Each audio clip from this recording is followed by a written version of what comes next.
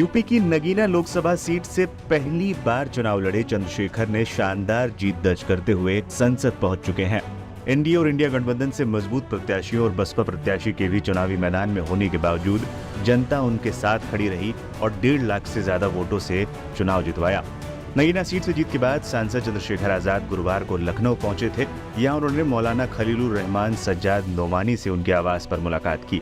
इस दौरान दोनों के बीच मुसलमानों और वंचित वर्ग के मुद्दों को लेकर बातचीत हुई। मौलाना ने देश में मॉब लिंचिंग के खिलाफ आवाज उठाने और इस पर कड़ा कानून बनाने पर जोर दिया। इस दौरान चंद्रशेखर ने कहा कि वो आमजन के मुद्दों को मजबूती से उठाएंगे। यूपी में एकता और भाईचारे का माहौल बनाने पर बातचीत हुई। लखनऊ में गुरुवार को मौलाना सज्जाद नोमानी से मुलाकात के बाद चंद्रशेखर आजाद ने कहा, आज देश की बड़ी आबादी हाशिए पर है। लंबे समय से सरकारों ने उन्हें बुनियादी अधिकारों से वंचित रखा है। संसद सत्र में किन मुद्दों को चंद्रशेखर सदन में उठाएंगे, इसको लेकर भी उन्होंने बात कही। चंद्रशेखर ने कहा, देश में होने वाली मॉब लिंचिंग पर सख्त कानून बनाने की आवश्यकता है। मॉब लिंचिंग हो या रोटी, कपड़ा, मकान, इन सभी मुद्दों को वो मजबूती से रखेंगे। दोनों समुदायों के बीच दीवारें हैं, उन्हें ढहाने का काम करेंगे। एकता और भाईचारे का माहौल पैदा करने का प्रयास किया जाएगा। कानून व्यवस्था हाशिए पर है। सवाल उठाने वालों पर पहले मुकदमे दर्ज होते हैं, कानून व्यवस्था बिगाड़ने वालों पर बाद में। नगीना सांसद ने आगे कहा, सरकार को कानून व्यवस्था के प्रति गंभीर होने की जरूरत है।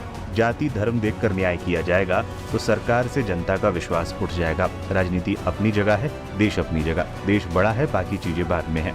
सत्ता पक्ष की जिम्मेदारी तो है ही, विपक्ष को भी इसमें अहम भूमिका निभानी चाहिए। विपक्ष सवाल पूछते रहे ताकि सत्ता पक्ष तानाशाह न हो जाए। लगभग 2 घंटे तक चली इस मुलाकात में मौलाना और चंद्रशेखर के बीच प्रदेश और देश की राजनीति समेत विभिन्न मुद्दों पर चर्चा हुई। मौलाना सज्जाद नोमानी ने कहा कि नगीना सीट से नवनिर्वाचित सांसद चंद्रशेखर आजाद को मुबारकबाद देता हूं। उन्हें समाज के सभी तबकों ने अपना बहुमूल्य वोट देकर संसद भेजने का काम किया है। आजाद को देखकर लगता है वो देश में सकारात्मक परिवर्तन ला सकते हैं। इससे पहले अयोध्या से लखनऊ जाने के दौरान भी चंद्रशेखर आजाद ने पुलिसकर्मियों के मुद्दे को सदन में उठाने की बात कही थी।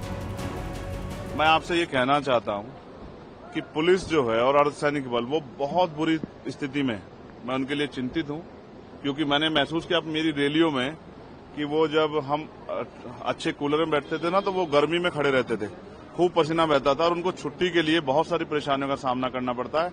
मेरी ये मांग है सरकार से और मैं पार्लियामेंट में इसको उठाने वाला हूं कि उनको 8 घंटे की ड्यूटी की जाए पुलिस की, पूरे देश स्तर पर जहां जहां पुलिस वर्किंग कर रही है, और उनको जो है उनकी वेतन विसंगता दूर की जाए, बॉर्डर स्कीम से उनको छुटकारा दिया जाए और उनके बच्चों के बारे में सोचा जाए। बहुत परेशान है वो लोग। अगर हम नहीं सोचेंगे तो कौन सोचेगा?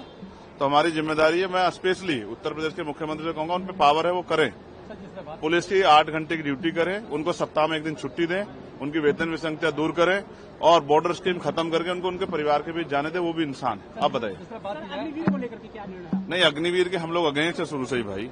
अग्निवीर के जरिए एक तो देश की सेना का मनोबल डाउन हुआ है और आप समझिए ना, अग्निवीर में जो भर्ती हो रहा है उसको भी तकलीफ हो रही है, उसके परिवार को। 4 साल की नौकरी कहाँ करेगा?